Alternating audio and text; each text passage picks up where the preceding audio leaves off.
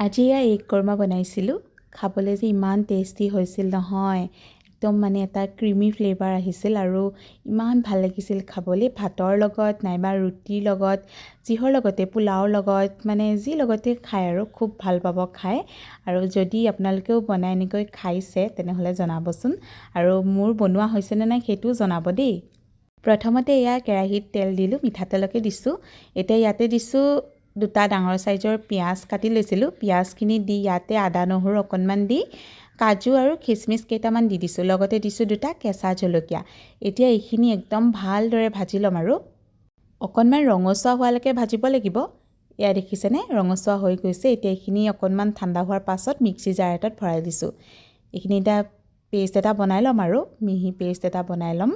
এতিয়া সেই একেখিনি তেলতে এচিকুটমান হালধি দিছোঁ আৰু বইল কৰি ৰাখিছিলোঁ কণীকেইটা আগতীয়াকৈ, আৰু সেই কণীকেইটা সেই তেলতে দি দিছোঁ। এতিয়া এইখিনি ফ্ৰাই কৰি ল'ম আৰু কণীকেইটা ধুনীয়াকৈ ফ্ৰাই কৰি লৈছোঁ। কণীকেইটা এতিয়া প্লেট এখনত কাঢ়ি লৈছোঁ আৰু এতিয়া সেই একেখিনি তেলতে আকৌ গৰম মছলা অকণমান দিছোঁ। গোটা গৰম মছলা, লং, ইলাচি, ডালচেনি, তেজপাত এনেকৈ দি অকণমান সময় ভাজি ল'লোঁ।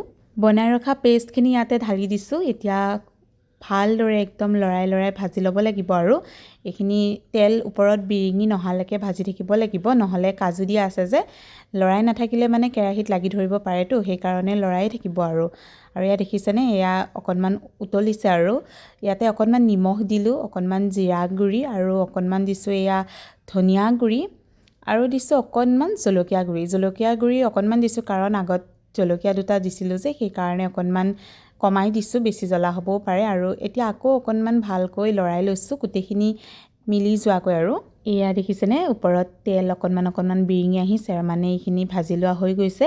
এতিয়া ইয়াতে মই ফ্ৰাই কৰি ৰখা কণীকেইটা দি দিছোঁ। কণীকেইটা দি পেলাই আকৌ ভালদৰে এইখিনি ভাজিব লাগিব, যাতে গোটেই পেষ্টখিনি কণীকেইটাৰ সৈতে মিলি যায় আৰু এয়া ভাজি ধুনীয়াকৈ হৈ গৈছে। এতিয়া ইয়াতে ঢালি দিছোঁ পানীখিনি দি আকৌ এবাৰ লৰাই দিম। আৰু পাকঘৰটো যে একদম ধুনীয়া গোন্ধ এটাৰে মলমলাই আছিলে জানেনে এইখিনি বনাওঁতে।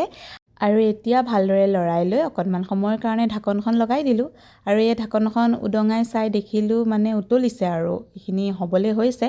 এতিয়া ইয়াতে দিম অকণমান আমুলৰ ফ্ৰেছ ক্ৰীম। এই ক্ৰীমটো কিন্তু দিবই লাগিব, নহ'লে ইয়াৰ ক্ৰীমি ফ্লেভাৰটো নাহিব।